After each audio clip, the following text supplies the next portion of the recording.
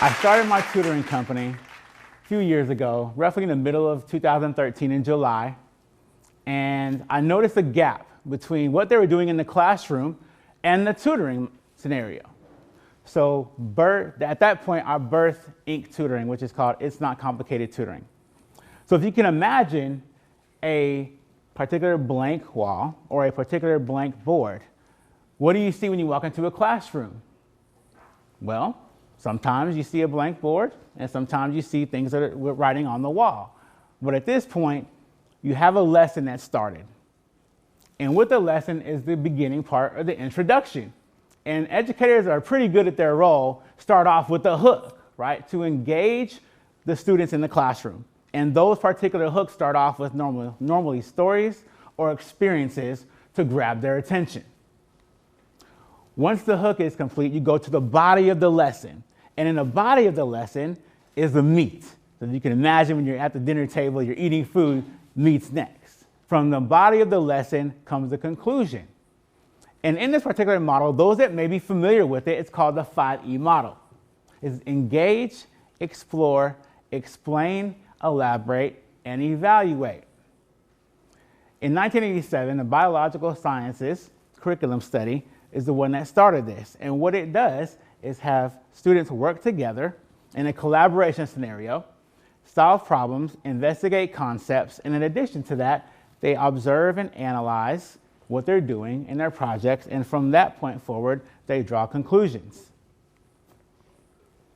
Now, we all know that education is not the same for everybody, especially for our students of color. When we're educating our students, we can't give them and deliver the content in the same way. It's not a cookie cutter scenario, and it's not one size fits all. In order to educate our people of color and our students of color, we have to shift the mindset.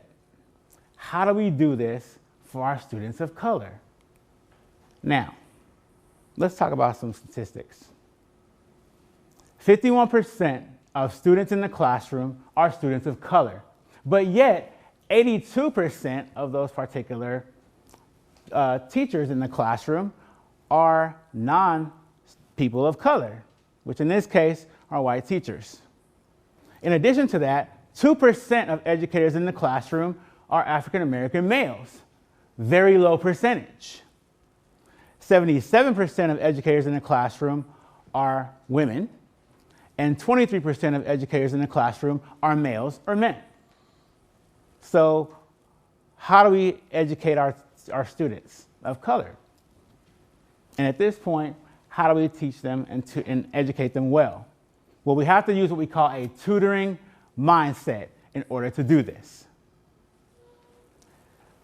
Doing so, we have to build relationships. When you're educating students of color, that's the number one thing that employs them to be engaged with you, is to build relationships. So instead of using the old school way of educating students, saying, hey, here's the body of the lesson, here's the beginning, here's the conclusion, let's talk about caring for the students. And what that means is actually asking questions. How are you today? How have things been going? How was your performance last night? How was your game? Did you win? Did you get any points? What happened, right? If they're working, because sometimes students do work in high school, it's about how was work last night? Are you tired? Let's start building that relationship. Asking questions is imperative, but it also shows your interest in student lives. So when you're in a scenario like this and you're engaging with the students back and forth, you have to really understand them. When you're in the classroom and you step outside, that's your opportunity now to attend games while they're not in the classroom and be able to support them outside. Even as parents and or tutors, we have to inspire the students and also support them by attending their events. Recognizing their small wins matriculate into great things as big wins at the end of the day, and now they're able to relate to you. Sometimes they'll say, you know, back then when I was teaching, they'll say, hey, Mr. J, I saw you at my game. I didn't know you were going to come. Well, you know, I wanted to make sure that you were good and I wanted to support you. and they became happy about that. But trust me, that works. It's been proven. So that's the first part of a holistic tutoring mindset, is to start off with the relationships with the students. The next part is a teacher and tutor interaction.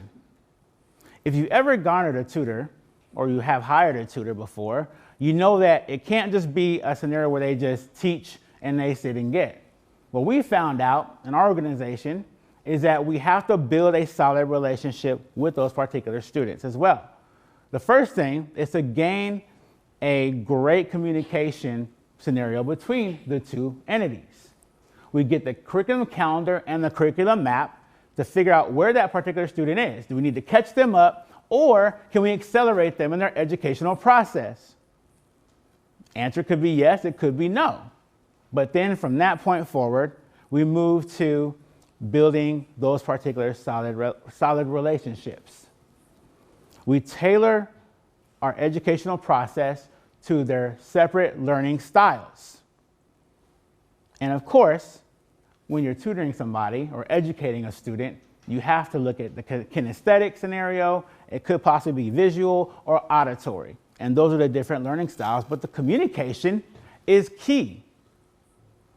In one communication circle of influence, to ensure that all entities and all students are great educationally. We will mentor the students and then provide back-end support. But if one piece of that is off, the student learning scenario is broken. But now, the great thing is, with this process, we've been able to have a 95% success rate of our students earning A's and B's in over 48 content areas company-wide. But if you don't follow this step, it's almost like taking one step forward and 2 steps back. But we don't want to fall back in a scenario like this when it deals with student education. We want to make sure we progress in our particular moments. Now let's talk about the third piece of the holistic circle. We have to be engaged. For students of color, that means be present. Be present. Now, being present in this particular scenario means that we have to answer our questions that the students may have, right? If we're coming out of tutoring or coming out of the classroom and we're educating the students and they come to us and say, can you help us in more content? Or I need more help in my math, or possibly in my sciences, right? Whatever it may be, the answer is not to say no, or I'm too busy. I'm sure at the university sometimes even, you have times where you go to try and get help and they don't have office hours. Well, or you can't understand the particular individual that is delivering content to you, but you still need the support. And our job is to not say no, it's to support them and say yes. Answering questions could also mean supporting them when things go wrong, right? Be a listening ear. And in these cases, they could be going through bad things, they could be going through good things, and the bad things could be abuse at the home. They could be going through emotional stress, or they might just ask you, hey, I want to be a doctor or an attorney or an engineer, but I don't know how to do this and where to go. So we're going to support them in that endeavor. Now, the other piece of that is to mentor the students to success as well. Have a really brief example of that. One of our regional managers and leads in the organization, after his tutoring session one day said, you know what, we're done with our session, but let's go play football. So he decided to go out and play football with his tutee, or tutoree, if you will, and they decided to have a little bit of fun and a break outside of the normal tutoring. And that, of course, solidified the relationship. And the parents always say, thank you for building that relationship with my kid. They were always looking for somebody to be mentored by, and now we've already filled that gap. So now, we've all heard of another scenario in the world that's called the pipeline, the prison. The more we're engaged with the students of color, and the more we interact with them and provide examples of where we can be great, we reduce the ability for them to do other things, go off and get in trouble, and not make something of themselves, which in the end result reduces the pipeline to prison. And that's what we want.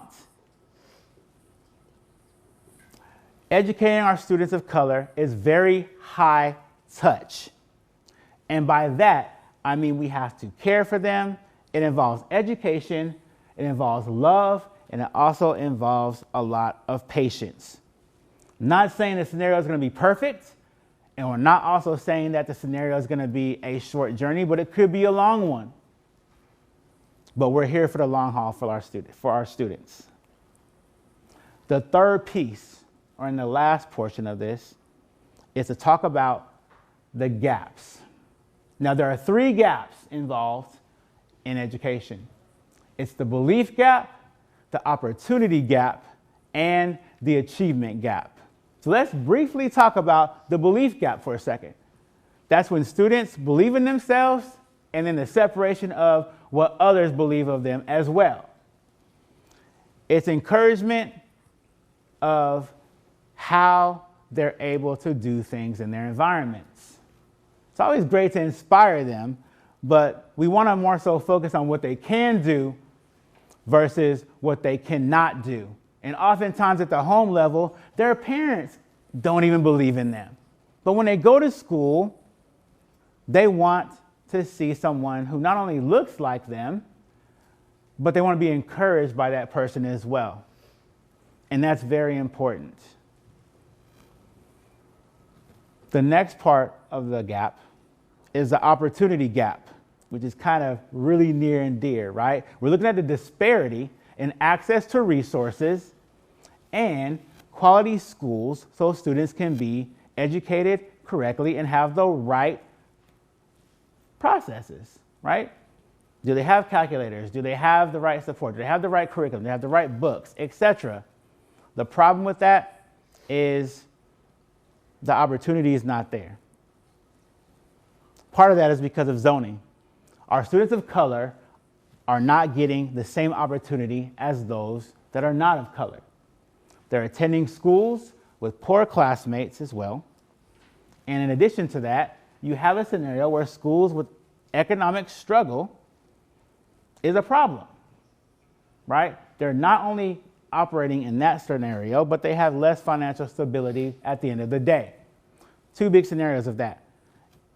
AP testing, counselors are sitting there and are telling the students, hey, you can't go into this particular class, you can't go into the pre-AP class or this AP class because I don't think you're ready. Well, the student may be ready. We have to change the game up when it comes to our counseling. And also, of course, the brand new scenario that just came up about testing. Testing is not necessarily fair as well. And our students of color don't have an equal opportunity to get into the schools that they would like to. But then again, everybody is having that issue now based on what recently just happened. So now, the last gap and the final point is the achievement gap. It's a long time argument on why is it that our students of color and non-students of color, which in this case would be our white counterparts, are not on the same level when it comes to the achievement of their schooling and our education.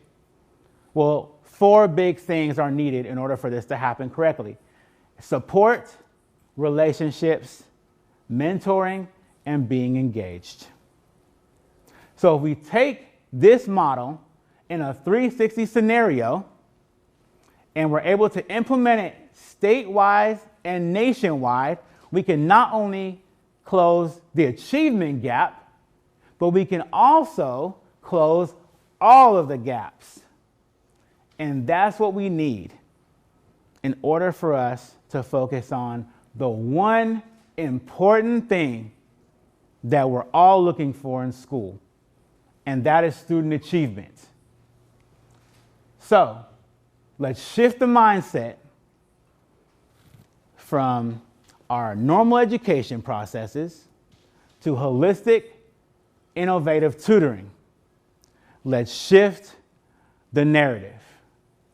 Students have infinite fortitude to change the world. Thank you.